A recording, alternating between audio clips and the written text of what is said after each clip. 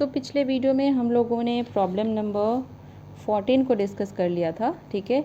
ए और बी दोनों ही लेक्चर्स में अपलोडेड है।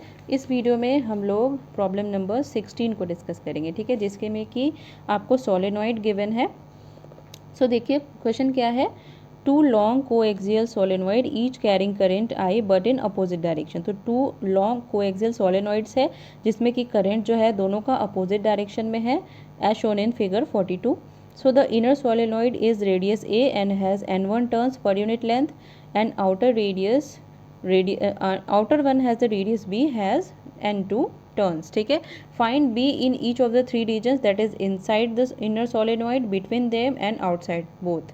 तो इसके बीच में क्या मैग्नेटिक फील्ड होगा, इसके अंदर मैग्नेटिक फील्ड क्या होगा, इसके बाहर मैग्नेटिक फील्ड क्या होगा, ये हमें यहाँ पे फाइंड करनी है। तो देखिए सबसे पहले आप कॉन्सेप्ट सीखिए।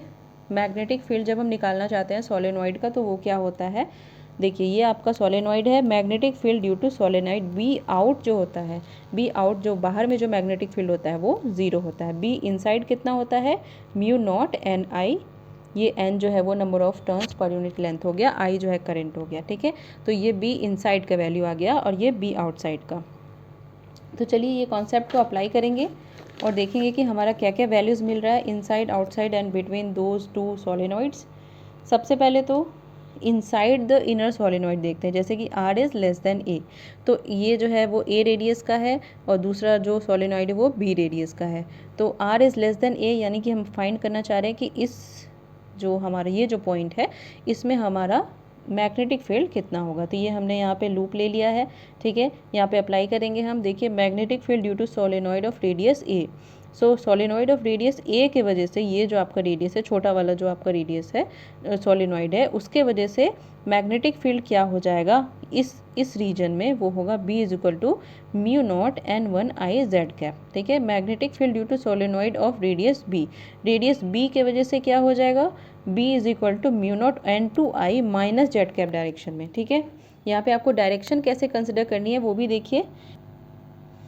सो यहाँ पे डायरेक्शन हमने कैसे कंसिडर किया है, देखिए यहाँ पे जो ये वायर है ये किस इस डायरेक्शन में आपका करंट फ्लो हो रहा है, ठीक है। तो आपको इसी की डायरेक्शन में अपना राइट हैंड फिंगर्स को कर्ल कर लेना है। तो जो आपका थंब है वो आपका मैग्नेटिक फील्ड बताएगा, ठीक है। उसी तरह फिर यहाँ पे देखिए ये जेड कैप डायरेक्शन में है B1 और ये B2 जो है वो माइनस जेड कैप डायरेक्शन में, N2 जो है वो टर्न्स है या N1 भी टर्न्स है। तो बी नेट कितना हो गया, यहाँ पे अंदर में देखिए दोनों का ही मैग्नेटिक फील्ड होगा। बी आउटसाइड हमने देखा है अभी जस्ट, ये देखिए बी आउटसाइड जो है वो तो मैग्नेटिक फील्ड 0 होता है, लेकिन बी इनसाइड जो है वो म्यू नॉट एन होता है, म्यू नॉट एन आई।